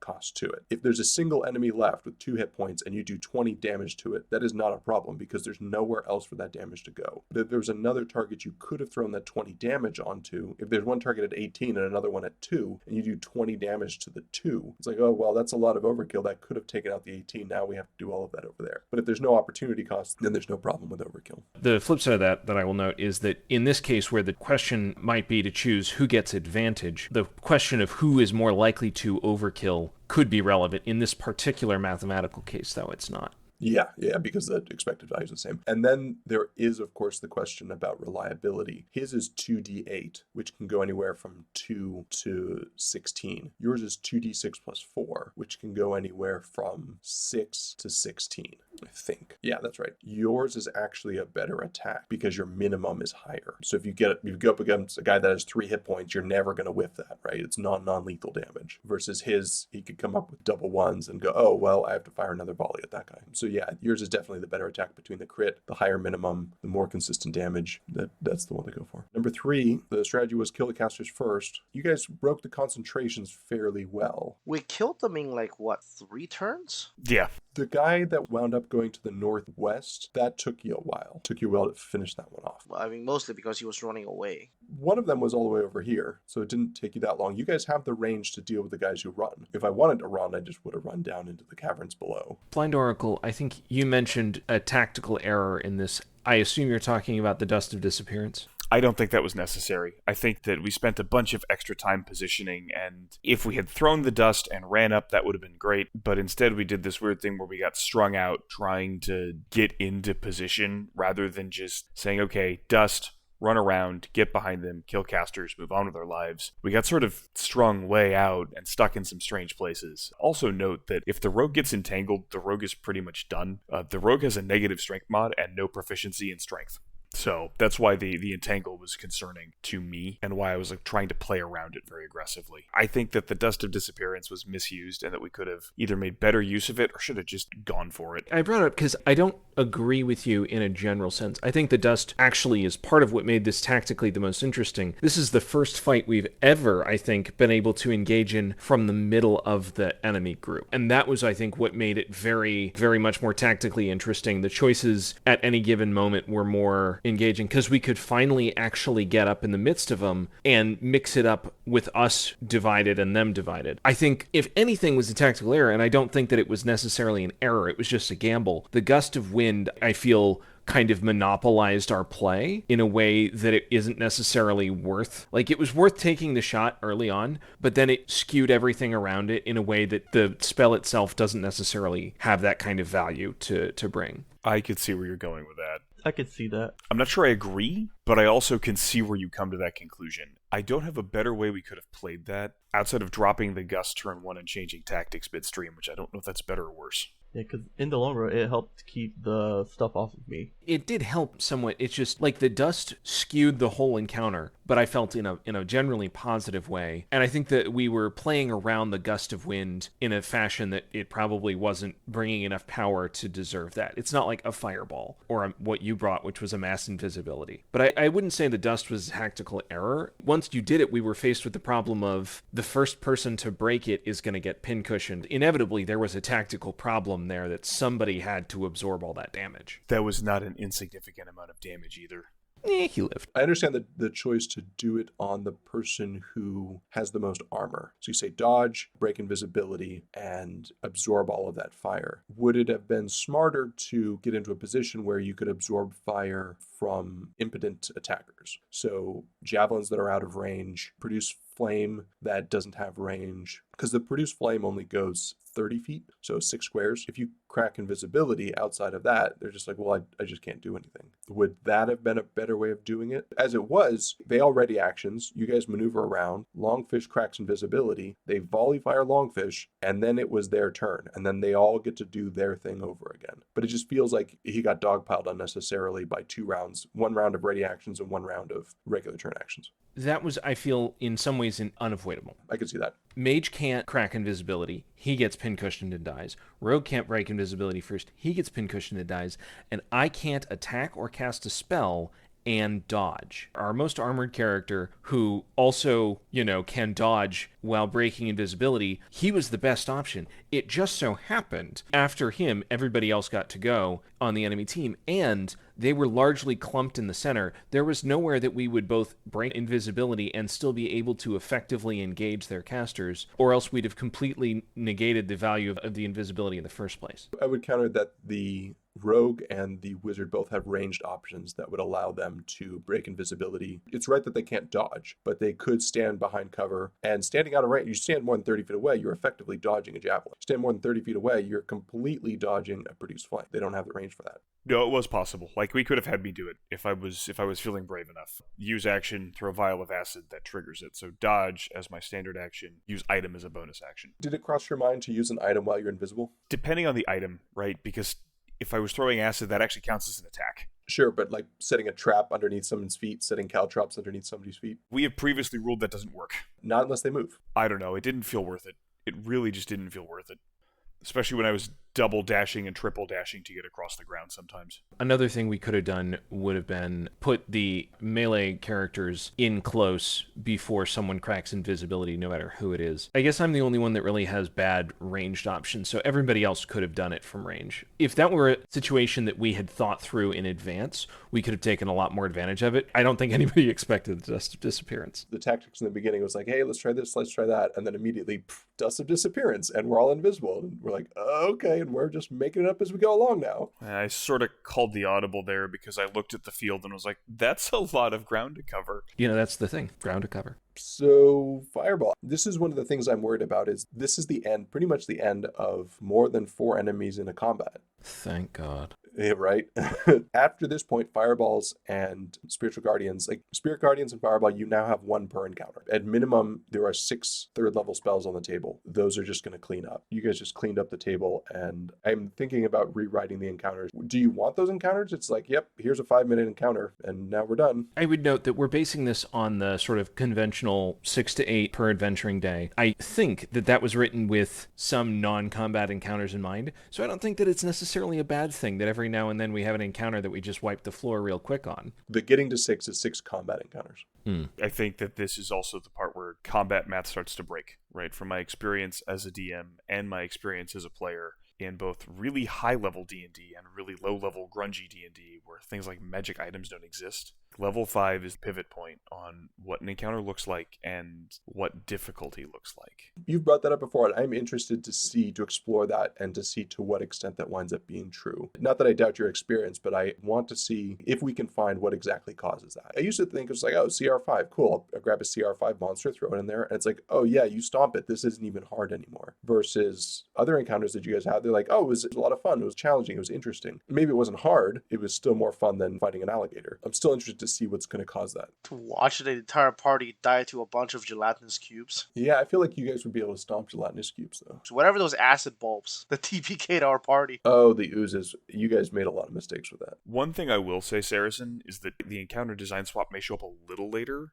because we are not using feats. You're not using feats, although I did read an interesting comment about that most people don't use feats. And I don't know how true it is. I would be surprised by that. I doubted the veracity of it. Every campaign I've played in 5e had feats. No, I mean, they might not take feed at level 4, but they're probably going to pick up one at level 8.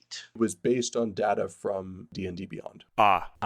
It was D&D Beyond character data, and there's a couple of biases that were not addressed in that research, in my opinion. That makes it obvious. Free players don't have access to feats, so they don't include them in their D&D Beyond free characters, which is where probably the vast majority of that data is coming from. The only other way that that's true is the vast majority of people don't use feats because they don't actually play D&D. Or they're playing the module pre-gen characters, and module pre-gen characters don't have feats either. The other thing that you brought up that is different is the advice for encounter building is different in the books than what we're doing here. In the books, if you have more than one of the same monster, you have to multiply by a modifier to determine the overall experience for that. For example, if I have 4 lizard folk, they cost twice as much, or something like that. If I have 2 dragons, they cost 1.5 times as much. But I'm just going off of raw experience numbers, and you guys are still getting through them. I'm interested to see if that's going to cause the problem. And by the breakdown, who's going to take off? Is it the players that are going to take off, or is it the monsters that are going to take off? My experience, it's usually the monsters come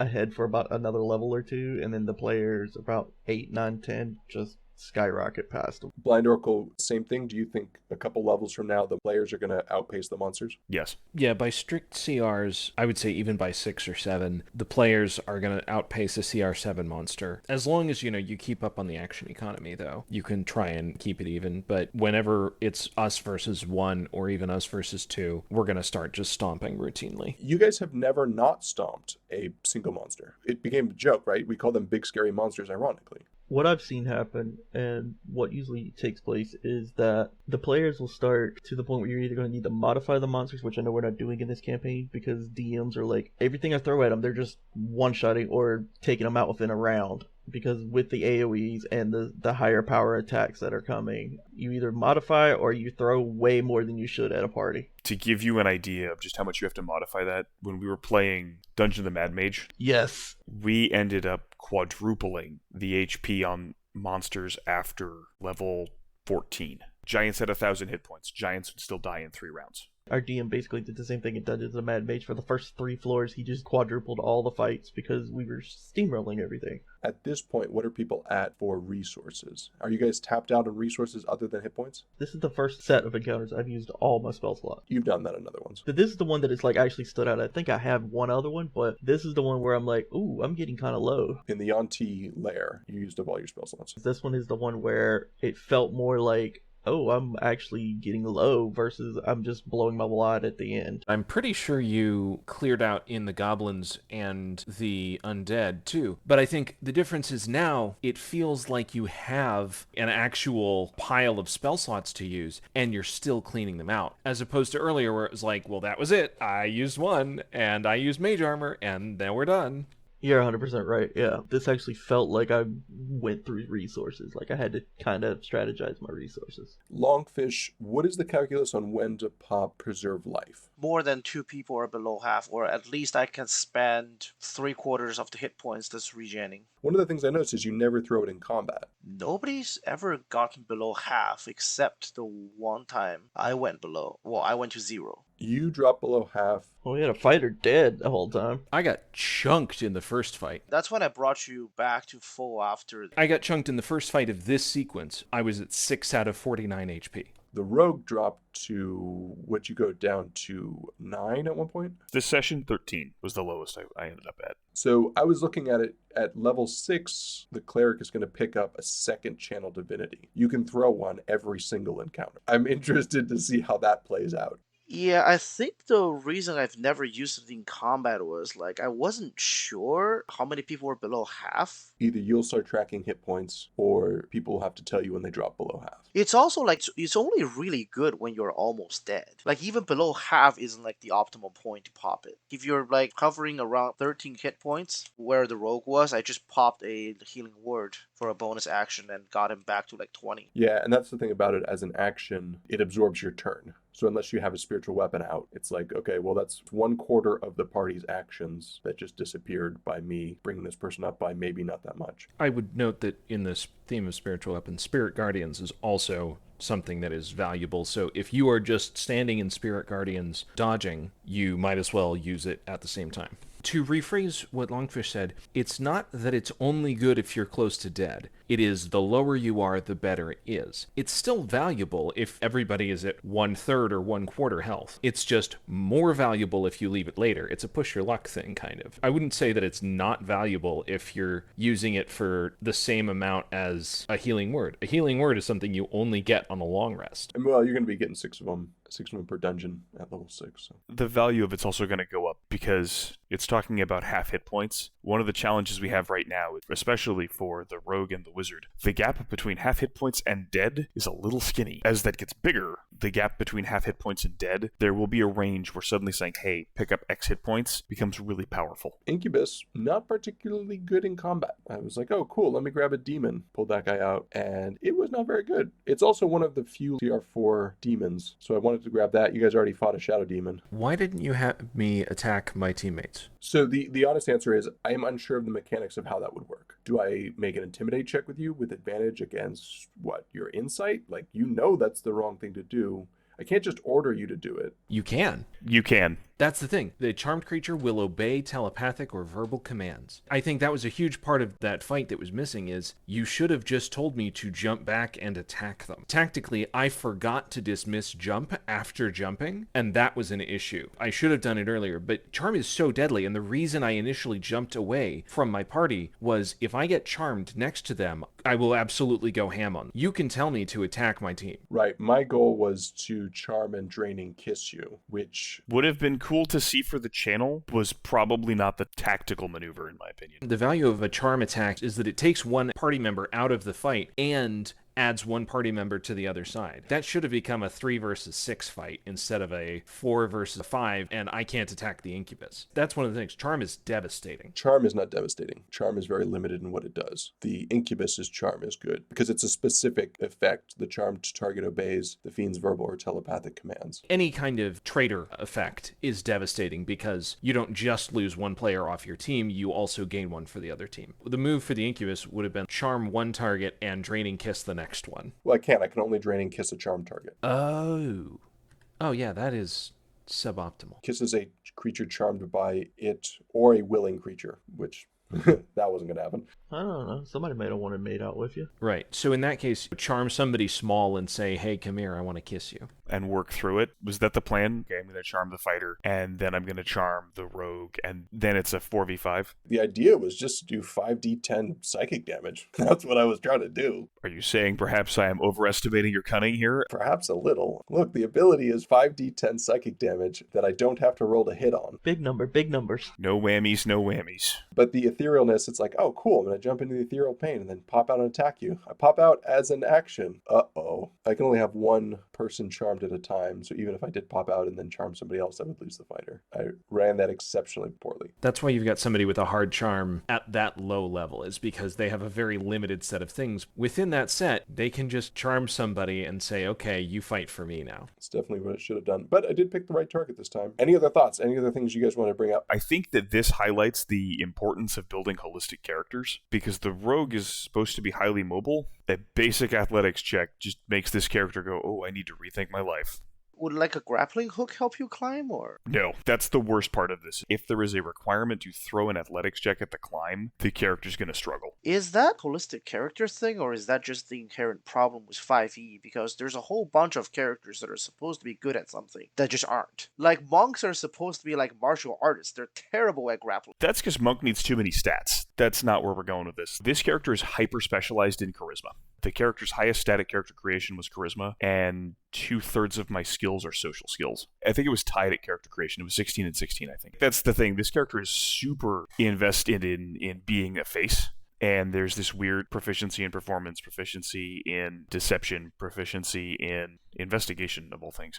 It's a very specialized social character, and it's interesting to sort of see that in a game that is very tactically based. Yes. I was thinking about this when we were talking about it, but in terms of monster difficulty falling off, I would note that I think that that presumes a certain degree of optimization, which is not present in these characters. These are wildly unoptimized characters, arguably one of the worst fighter subclasses, one of the worst rogue subclasses. We are not optimized for combat the way that most players would at a minimum. So, like, maybe we won't fall off that hard. Champion fighter, thief, rogue, life cleric, and evoker mage. You think you're going to steamroll the enemies pretty soon?